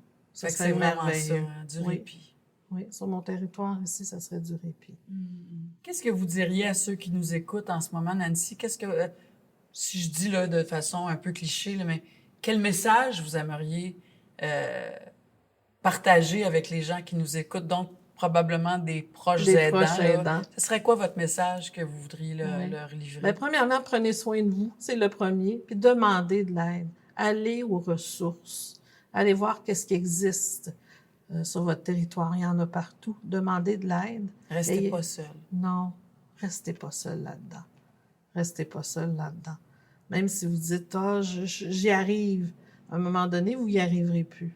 C'est clair. C'est clair. Ça, c'est sûr et certain. C'est clair. S'il y a une c'est chose de certain. vrai, là, vous y Oui. arriverez plus à un Non, moment à un donné. moment donné, le corps va lâcher, la tête va lâcher. Quand on parle de la maladie d'Alzheimer, là, c'est long en temps. Là. Hein? Alors, ça peut être long. Les personnes vivent de plus en plus vieux, le vieillissement. Alors, il faut aller chercher de l'aide, il faut s'équiper, autant physiquement que mentalement, pour pouvoir continuer. Si vous voulez être l'aidant que vous voulez être, il faut demander de l'aide. Puis de continuer votre vie après Ah, tout oui. ça. Parce qu'il y a Oui. une vie après Le tout ça. pendant et le après. Il faut continuer à être la personne que vous étiez avant. Vous étiez qui avant? Il ne faut pas tout oublier, là. Fait que vous étiez qui? Il faut continuer à être cette personne-là. En ayant ce petit chapeau-là de proche aidant, mais il faut l'enlever de temps en temps, ce chapeau-là. Puis remettre le chapeau, s'identifier aussi Ouais, comme retrouver qui personne. on est. Oui. Oui. Ben, merci beaucoup, Nancy, Ah, ça me Gilbert, fait puis plaisir. bonne route, bravo. Merci à toi. Plaisir. Merci. On l'a vu avec Nancy Gilbert, le soutien est essentiel pour les proches aidants comme Linda et Alessandro. Mais concrètement, comment on s'y retrouve dans tous ces services? Par où on commence quand on a besoin d'aide? Pour démêler tout ça, j'ai rencontré Stéphanie Brideau. Elle travaille à l'appui pour les proches aidants. Plus précisément, Stéphanie est conseillère au service Info Aidant, qui est une ligne téléphonique dédiée aux proches aidants. Quand les gens comme Linda appellent l'appui, c'est souvent Stéphanie ou une de ses collègues qui répondent. Elles écoutent, orientent et guident les proches aidants à travers les différentes ressources disponibles. J'ai demandé à Stéphanie de nous expliquer comment l'appui et le service Info Aidant peuvent soutenir les personnes comme Linda et Alessandro, que ce soit au début de leur parcours de proche aidant ou des années plus tard quand de nouveaux défis se présentent. Son témoignage nous éclaire sur les nombreuses façons dont les proches aidants peuvent être épaulés dans leur parcours. Bonjour, c'est Stéphanie Tissot. OK, oui. On va regarder ça ensemble. Quel est votre code postal? Oui. Donc, quel type d'aide que vous cherchez aujourd'hui? Stéphanie Brideau, bonjour. Salut! Ça me fait plaisir de te rencontrer. On se retrouve dans les bureaux de Oui. l'appui à Montréal. Toi, tu es conseillère intervenante donc à Info Aidant, Exact. qui est une ligne téléphonique. Puis là, tantôt, on a dit le numéro 1855. 852-7784. C'est ça, 852-7784. Pourtant, je l'ai dit souvent au fil des ans. Stéphanie, tu es intervenante, conseillère à l'appui, qui est un partenaire national, en fait, du gouvernement du Québec, qui a pour mission, en fait, d'améliorer les conditions de vie des proches aidants partout au Québec. Comme je dis souvent quand je rencontre les gens ou quand je parle de notre balado, l'appui, c'est comme la centrale du Québec pour tout ce qui touche les services offerts aux proches aidants. Alors, et à Info Aidant, on appelle à ce numéro-là, puis on dit, moi, bonjour, je m'appelle une telle, je vous appelle de cette île, voici mon histoire, ou voici les services qui manquent dans notre coin. Bref, c'est un travail d'équipe, en fait. Hein? Parle-moi de ton travail, parce que là, on t'imagine devant ton ordinateur avec un casque d'écoute, les gens appellent, c'est de 8 à 5 à tous les jours? De 8 à 8. 8 à tous les jours. 8, pardon. Donc, même les fins de semaine. 12 heures par jour. comment on arrive là, puis comment ça se passe quand toi, tu réponds au téléphone? Ben, dans le fond, moi, je suis en télétravail la majorité du temps. Des fois, je suis dans les bureaux juste ici. Puis, on accueille les gens où ils sont dans leur vie. Des fois, ils nous appellent de l'hôpital, de la maison, en auto, en allant... En situation de crise? En situation de crise aussi. J'imagine oui, aussi. tout à fait, tout à Est-ce fait. que votre mère a justement un médecin de famille qu'elle pourrait aller voir? OK, oui. OK, mais vous inquiétez justement que peut-être votre mère va oublier parce que pour elle, tout va bien. Puis on les prend où ils sont et on essaie de trouver ensemble c'est quoi leurs besoins et comment on peut y répondre. Donc, c'est vrai, on est comme une centrale dans le sens que des fois, les proches aidants, on a des besoins de tout type. Ou on ne sait pas ce qu'on a Oui, besoin. oui, j'appelle, je viens de recevoir un diagnostic, qu'est-ce que je Oui. fais avec ça? Où est-ce que je m'en Ou vais? ma sœur a fait des recherches, il paraît que je pourrais vous appeler parce qu'il paraît qu'il y a des services qui pourraient Oui, m'aider. je sais pas trop ce que je fais ici, je suis à la bonne place. Oui, Oui, exactement. vraiment.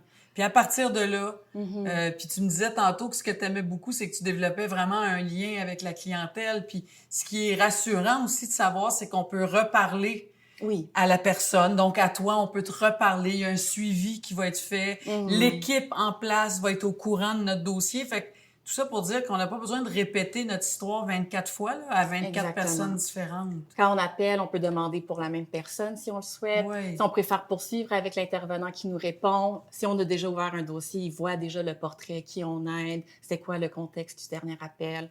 Donc, ça peut être très aidant pour les proches qui doivent répéter souvent leur histoire. Puis aussi, apprendre à se connaître un peu, voir quel truc fonctionne pour eux, faire un peu le suivi de la situation.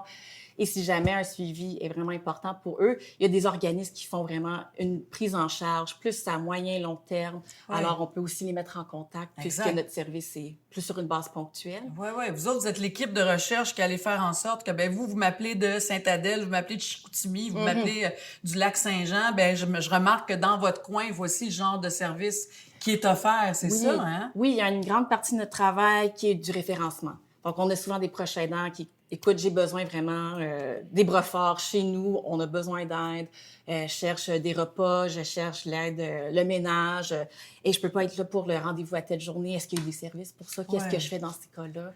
Alors, on a un répertoire de ressources qui est d'ailleurs accessible pour les proches aidants aussi. On n'a pas besoin de passer par nous. Ils peuvent même aller le consulter eux-mêmes, mettre le code postal, filtré par...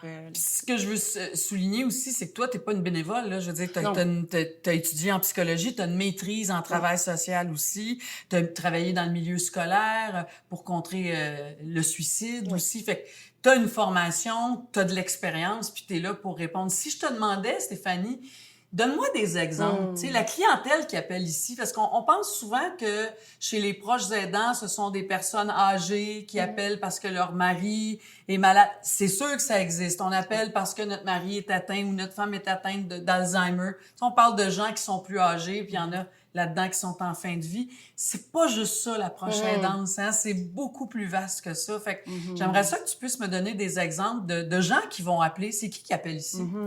Mais comme tu viens de le dire, c'est vrai, on a cette image classique, mais c'est pas juste ça, la proche aidance. Des fois, on a des adolescents proches aidants qui sont proches aidants pour leurs parents. Alors, qui peuvent nous appeler pour essayer de comprendre c'est quoi cette proche aidance-là. J'entends ce mot pour la première fois. On s'identifie plus comme enfant. Alors, c'est pas un mot qui vient facilement. Même pour les grands, ça vient pas facilement. Oui, hein? effectivement. Ben non, moi je dis toujours, ben non, c'est mon mari, ben non, c'est ma sœur, ben non, c'est mon enfant. Oui. T'es un proche aidant. On l'entend souvent. Je sais pas si je suis proche aidante, mais... Oui. Puis là, il liste plein de choses qui tombent directement proche aidance. Alors, c'est vrai, s'approprier le mot peut être un cheminement à faire. Ouais. Alors, donc, pour les enfants qui sont proches aidants, donc en contexte de santé mentale, qui soutiennent un parent. Oui, parce que la santé mentale a vraiment explosé ces dernières années. Hein, c'est quelque chose qu'on a mis beaucoup, puis même socialement, on met ça beaucoup à l'avant-plan dans notre société. Oui. La santé mentale des gens, de la population. Fait que c'est quelque chose qui est très présent, puis très fréquent maintenant. Hein? Ah oui, je pense que les statistiques démontrent que ça va être la cause d'invalidité, la première cause au Canada dans quelques années, je sais pas trop. Donc, c'est bien qu'on en parle et c'est bien qu'il y ait du soutien pour les proches aidants en contexte troubles de santé mentale. Mais des fois, c'est pas juste santé mentale. Disons, on a un parent qui lui-même est aussi proche aidant de leur enfant. On peut penser aux troubles du spectre de l'autisme, la déficience intellectuelle, un handicap physique, visuel. On en a eu plein au fil des ans. Dans oui. notre balado, là, les gens ont été témoins. On a eu tellement de gens qui sont venus témoigner de parents, de conjoints, d'enfants, qui s'occupent de leurs parents plus Oui. âgés. Ah là. oui. J'ai même des fois des voisins qui nous appellent, qui nous posent des questions. Hey, je vois ma voisine, elle est seule. J'ai l'impression qu'elle a de la difficulté avec telle chose. Y a-t-il des services pour elle? Comment je peux ouvrir la porte, étant donné qu'on se connaît pas super bien? Des fois, c'est même des amis aussi qui sont proches aidants, qui viennent aider, pallier peut-être à la proche aidante principale, faire des répits, faire des plats pour la personne ou évidemment être en soutien à son ami en tant que tel. Fait que toi, t'es comme un peu l'assistante, en fait. Hein? Tu aides à organiser la vie. Hein? Puis ça peut se traduire comment? Des fois, pour organiser la vie, les gens nous posent des questions comme « OK, là, je suis au début de mon parcours. Comment ça fonctionne, ce diagnostic? C'est quoi les traitements? Dans quoi je m'embarque? C'est quoi les services qui existent? » Donc, on peut les accompagner, voir c'est quoi les besoins, quel service peut pallier à ces besoins-là. Des fois, c'est plus le volet émotionnel, plus l'écoute. Écoute, je dois réorganiser ma vie, puis mon Dieu que c'est stressant. Ah, je me sens coupable, j'ai des limites, mais je sais pas trop quoi faire avec. Est-ce que je peux même les mettre en place parce que mon proche souffre bien plus que moi? J'ai-tu le droit à mes limites? Mais toi, tu souffres aussi. C'est ça, hein? Oui, oui. Et c'est pour ça que c'est tellement important qu'on a des services juste pour les personnes proches aidantes, parce que c'est pas parce que quelqu'un d'autre souffre que ta souffrance est moins importante. Ils sont tous aussi importants, puis on est humains, on a besoin d'aide aussi. Oui, puis je dis souvent, tu sais, qu'on peut pas, on n'a pas la capacité de répondre à tous les besoins de notre aidé ou de la personne qu'on veut aider. Tu sais, je pense spontanément, parce qu'on en a eu des cas aussi au fil des ans, mais tu sais, une famille, là, mettons qu'il y a 3 enfants dans cette famille-là, puis on en a un, d'ailleurs, on en a une histoire cette année, tu sais, il y a la petite sœur qui est autiste de haut niveau. Il y a d'autres enfants, là, ça change toute la dynamique d'une famille. Hein? Donc, vous autres, vous allez les aider à regarder ça, puis comment on devrait structurer ça. C'est savoir, c'est quoi les besoins de la personne proche aidante, les accompagner pour essayer de comprendre qu'est-ce qu'ils ont besoin, et ensuite faire comme un mini plan d'action. Ça se fait tout dans un appel souvent. Et étant donné qu'on peut faire un suivi, des fois, on va faire un sujet à la fois. Donc, disons peut-être, pour aujourd'hui, on va parler de la dynamique familiale, trouver des stratégies, et on va se garder un autre moment pour, disons, les ressources. Si on parle de stratégie, je suis vraiment curieuse, mais dans une dynamique familiale, 3 enfants, oui, le père, la mère, ou une mère monoparentale, mais on part de quoi? Qu'est-ce qu'on dit? L'âge des enfants, j'imagine, là, quel âge ont ces enfants-là? Puis comment on peut restructurer nos vies? On définit ça comment? C'est une bonne question. Souvent, quand on parle de dynamique familiale, sur la ligne, on entend souvent des enfants qui sont adultes en ce moment et, comment je pourrais dire, c'est dans des moments de stress, c'est là où les dynamiques, les tensions, Tout ressort. Oui, qui ressortent, qui sont vraiment mis en avant-plan. Donc, si on est senti toujours comme celle qui a eu toute la responsabilité de la famille sur les épaules, quand il y a la maladie, ça va être à nous, où on va ressentir cette pression-là. Bon, ça pour dire comment restructurer cette dynamique. C'est quelque chose qu'il faut faire entre nous? Oui, mais la communication est hyper importante. Alors, de voir aussi, tu sais, en appelant notre ligne ou des associations pour proches aidants, de voir, parce que la réponse va dépendre d'une famille à l'autre, parce que chaque famille est unique. Donc, de voir c'est quoi les relations, c'est quoi les tensions, c'est quoi les modes de communication, et voir avec l'histoire familiale, qu'est-ce qu'on peut faire pour que ça fonctionne bien avec eux. Donc, si pour eux, c'est des gens qui, peut-être c'est plus difficile de parler d'émotions, OK, est-ce qu'on va essayer de faire ça en présence d'une intervenante? Est-ce qu'il y a un organisme qui peut faciliter cette communication? Tu sais, il y en a qui seraient bons pour tout ce qui est financier. Mais on va attitrer cette personne-là. Tu sais, toi, t'es plus dans les chiffres, t'es moins dans les émotions ou dans le tactile de tous les jours, de genre donner les bains, nourrir. Il y a des gens qui sont pas à l'aise là-dedans. Oui. C'est ça, hein? Bien, justement, il y a le côté, disons, dynamique, les relations, mais aussi l'organisation de la famille. Et je pense un bon truc pour ces familles-là, c'est de tenir un journal de proche aidance. Parce que souvent... Oui, il y a ça pour tout le monde, en fait. Vous suggérez ça, de tenir un journal. Oui, parce que souvent, quand on nous appelle, justement, on sait pas trop c'est quoi nos besoins. Oui. Alors, avoir un journal nous permet de prendre du stock, juste être en mode observation. Là, j'essaie pas de régler de problème, Je note ma journée. Je note tout ça. J'ai commencé à 8 heures ce matin, il s'est réveillé dans tel état. J'ai été surpris. J'ai fait telle tâche, ça a pris combien de temps, j'ai contacté telle ressource, j'ai préparé des repas, j'ai fait son bain, il y a eu un accident, j'ai dû faire telle chose.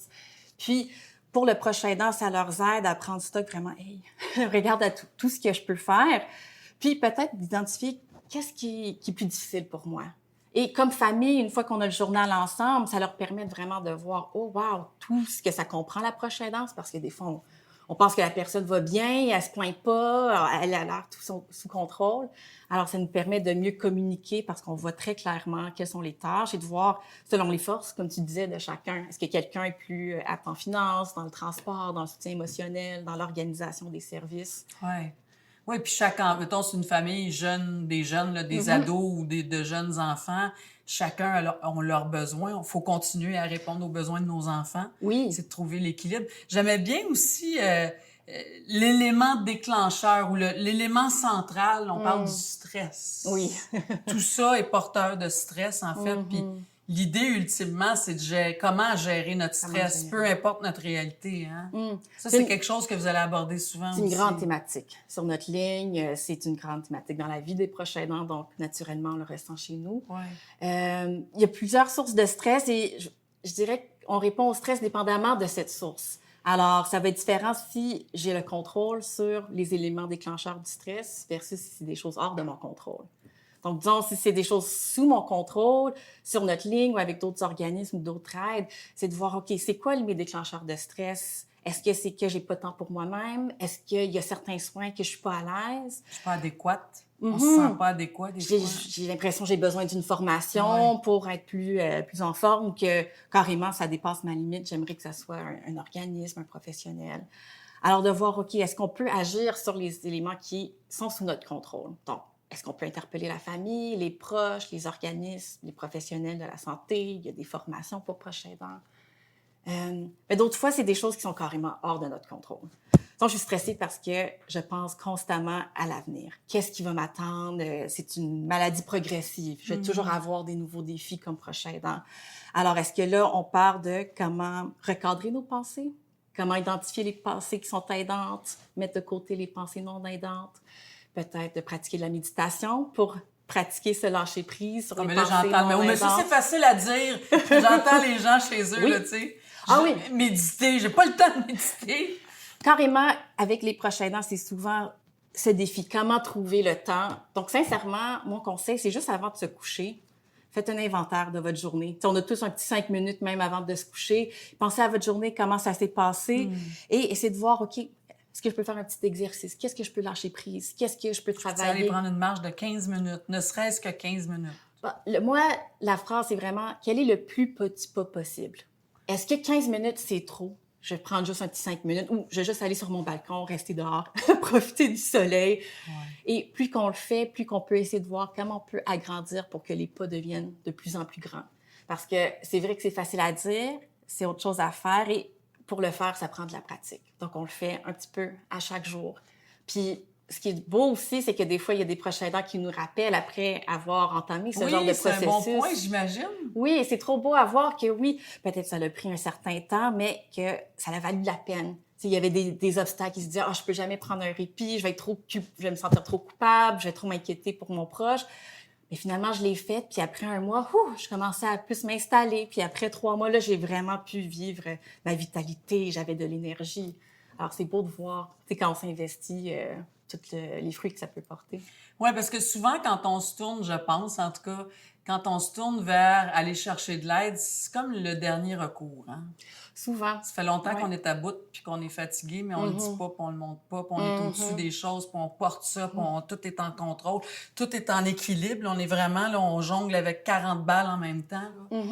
Donc, quand j'imagine, on est rendu à faire un téléphone ou d'avoir la capacité, le courage, l'envie, la force de prendre le téléphone puis de faire cet appel-là, c'est parce qu'on est rendu au bout pas mal. Hein? Faut pas se rendre là, en fait. Oui. C'est ça. Hein? Faut agir en prévention, même faire un petit appel avant qu'on ait besoin des services pour qu'on sache, OK, est-ce que je me sens bien avec cet organisme? Est-ce que j'ai été bien reçue?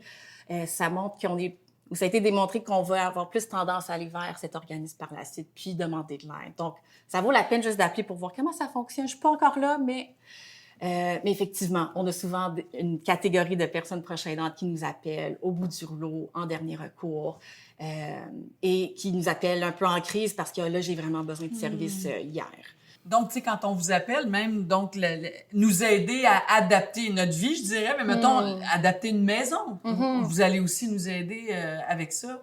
Oui, étant donné on est un peu une centrale, on est des généralistes, donc on connaît plusieurs sujets, plus ou moins à profondeur. Comment je peux dire, il y a plein d'experts, puis les gens savent pas qu'il y a des gens qui peuvent nous aider à adapter notre maison. Il y a des programmes qui peuvent nous rembourser pour les frais. Aussi. Oui, tout à fait. Il y a des crédits d'impôt.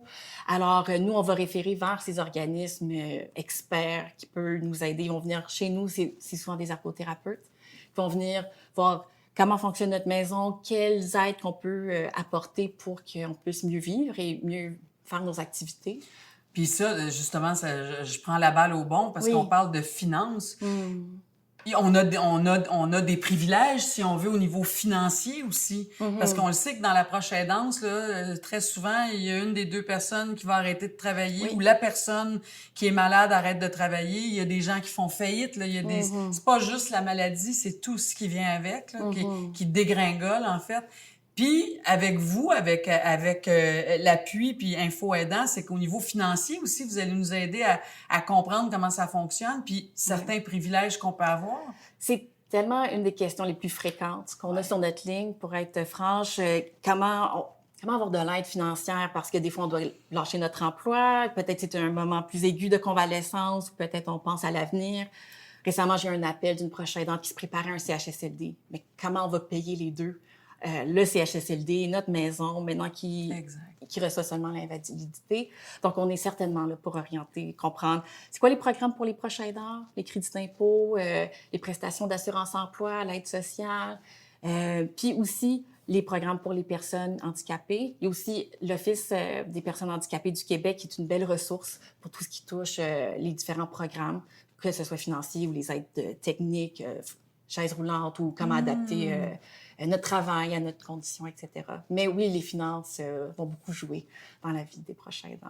Donc, en conclusion, c'est de dire que quand on appelle à Info Aidant, ben, on peut parler de tout ce qui concerne notre situation, puis en général, vous avez des réponses à tout, hein? Oui, je dirais qu'on est des gens qui sont très motivés, donc on travaille en équipe. Alors, si jamais on vit une situation où on prend stock d'une situation qui est un peu dans une zone grise, souvent on va le ramener en réunion d'équipe. On va essayer de voir, puisqu'on est une équipe multidisciplinaire, on a chacun notre angle, notre paire de lunettes qu'on utilise. Vos forces. Oui. Ben oui. Donc, de voir, OK, est-ce qu'on peut penser à des solutions créatives? Et si on peut pas aider, on veut s'assurer au moins qu'on peut trouver un organisme qui peut répondre à la question à la personne pour pas qu'elle se trouve en deux chaises. On s'assure vraiment qu'elle a ce qu'elle a besoin. Puis je sais que tu aimes beaucoup la phrase « ça prend tout un village pour élever un enfant ». Bien, ça prend tout un village pour aider un proche aidant. Puis finalement, quand on appelle à Info Aidant, ben, on parle à une personne, mais en arrière, on parle à toute une équipe aussi qui est là pour nous aider. Hein. Oui, on souhaite faire partie de ce village-là, ainsi que les professionnels du réseau, les organismes communautaires, l'entourage de la personne proche aidante. On n'est pas seul. Oui. On pourrait conclure comme ça. Vous n'êtes pas seul. Merci, Stéphanie. Merci à toi. Merci. Stéphanie, si je te dis le mot épuisement, ça, c'est quelque chose qui doit revenir très, très, très souvent ici. Ah oui. Je dirais sur une base journalière, sur notre ligne. Puis ça, on fait quoi avec ça? On dit quoi? Mais c'est un risque de jouer le rôle comme proche aidant, donc c'est important d'être au courant de ce risque, puis de savoir qu'il y a de l'aide pour nous aider, même en prévention. Donc, il ne faut pas attendre qu'on soit épuisé pour aller chercher de l'aide, mais d'agir en amont. Alors, un des grands services, c'est les services de répit qui permet à la personne vraiment à décrocher, puis juste à jouer son rôle non proche aidant. Disons, jouer son rôle d'artiste, puis elle s'en va faire une œuvre ou prendre une marche. La peinture, le chant, une chorale. Ou même, plate de même, mais là, finalement, je peux faire mes rendez-vous. J'ai pas à m'inquiéter de mon proche, aller me coiffer, gérer telle chose avec la rame. Pédicure, manicure, me faire du bien, en fait, me faire plaisir aussi. Puis l'idée, c'est de se dire que, tu sais, je pense à nos vies un peu comme si c'est un tabouret. Ici, on a juste 3 pattes, mais une fois qu'une patte tombe, ben, on va tout tomber.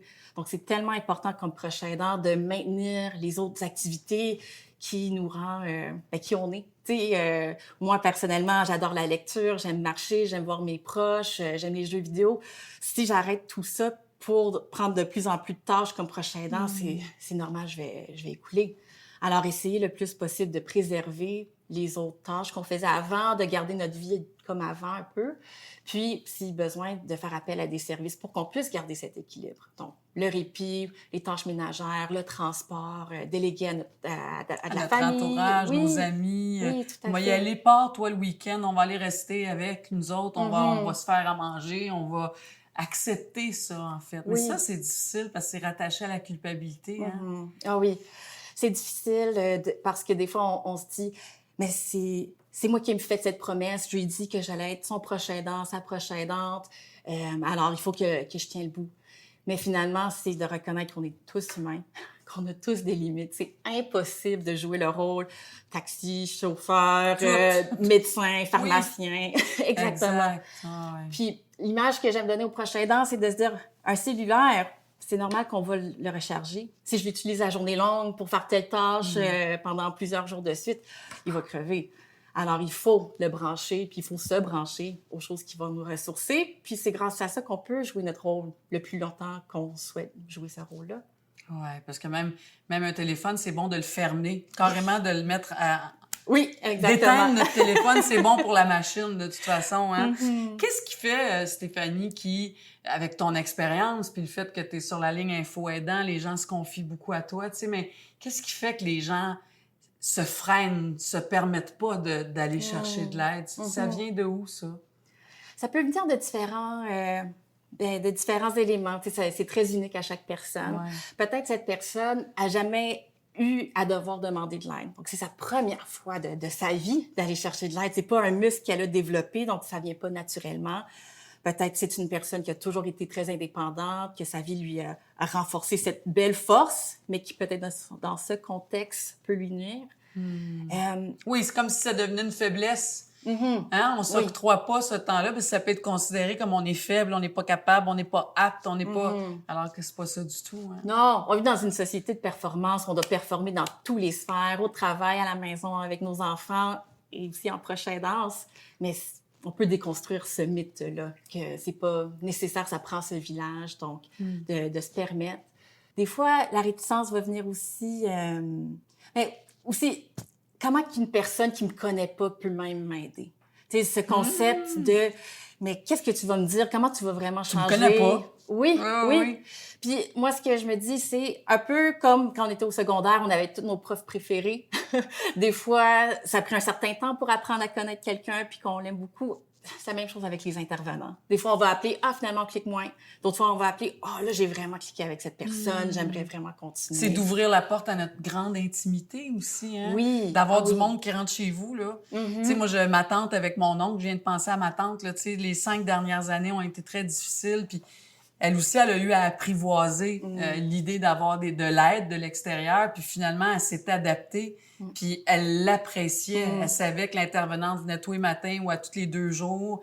Elle, ça lui permettait d'aller à l'épicerie, ça lui permettait d'aller chez le coiffeur, comme tu disais. Parce que de témoignages aussi, les gens, à un moment donné, ça peut être très envahissant, tout ce monde-là. Hein? L'ergothérapeute, l'inhalothérapeute, il y a tellement de monde qui peuvent rentrer chez vous. Mais c'est d'arriver à gérer ça, en fait. Puis, en bout de ligne, ça ne peut aussi, encore une fois, à travers nos saisons, qu'améliorer aussi ta relation avec ton aidé, avec ton conjoint, avec ton enfant, avec... Ah oui, j'ai Hein? eu des témoignages de proches aidants qui me disent « Oh mon Dieu, j'ai l'impression que je suis finalement sa fille ou que je suis son conjoint parce que ça fait tellement longtemps qu'on jouait le rôle de proche aidant que là, on peut respirer un peu mieux puis avoir d'autres moments de contact en dehors de la proche aidance. » Oui.